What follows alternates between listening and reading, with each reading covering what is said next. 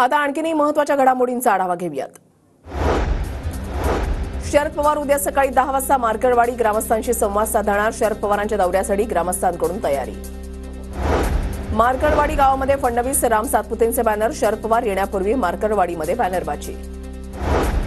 शरद पवारांच्या उद्याच्या मार्कडवाडी दौऱ्याच्या आधी राम सातपुतेंचं ट्विट, मी केलेल्या विकास कामाची पाहणी करण्यासाठी शरद पवार साहेब येणार म्हणत विरोधकांना डिवचलं।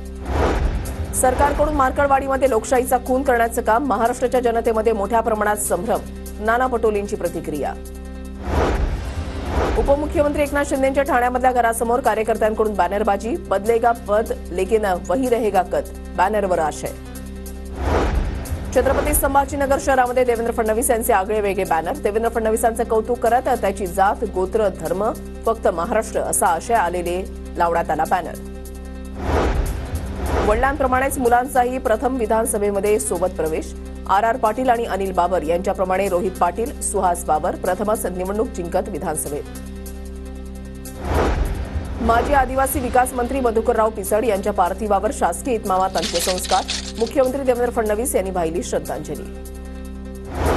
संजय राऊत जेलमध्ये जाऊन आलेले संत। राऊत सुशिक्षित बेरोजगार राजकारणी, सकाळ संध्याकाळ भोंगा वाजवण्याचं राऊतांकडे काम।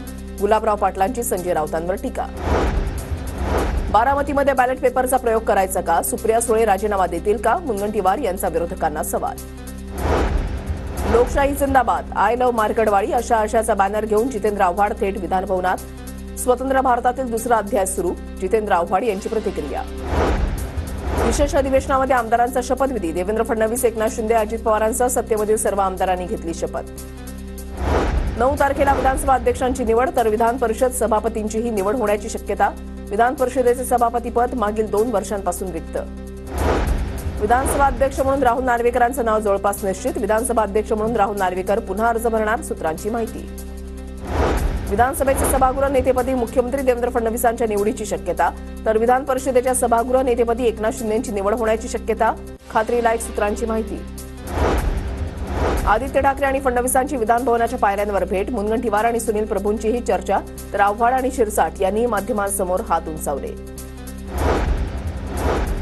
शरद पवार गटाचे गुलाबराव देवकर अजित पवार गटाच्या वाटेवर। गुलाबराव देवकरांनी सुनील तटकरेंची मुंबईमध्ये भेट घेतल्याची माहिती। जळगाव ग्रामीणमधून देवकरांचा पराभव। उद्धव ठाकरेंचा पक्ष कोकणातून साफ झाला। 40 वर्ष कोणाला मूर्ख बनवणाऱ्यांना जनतेने जागा दाखवली। कुडाळचे शिंदे गटाचे आमदार निलेश राणेंचा ठाकरेंवर हल्लाबोल। महाराष्ट्र केडरचे 2001च्या बॅचचे आयएएस अधिकारी श्रीकर परदेशींची मुख्यमंत्र्यांचे मुख्य सचिव म्हणून नियुक्ती। परदेशी यांनी मोदींचे उपसचिव म्हणूनही काम केलं आहे।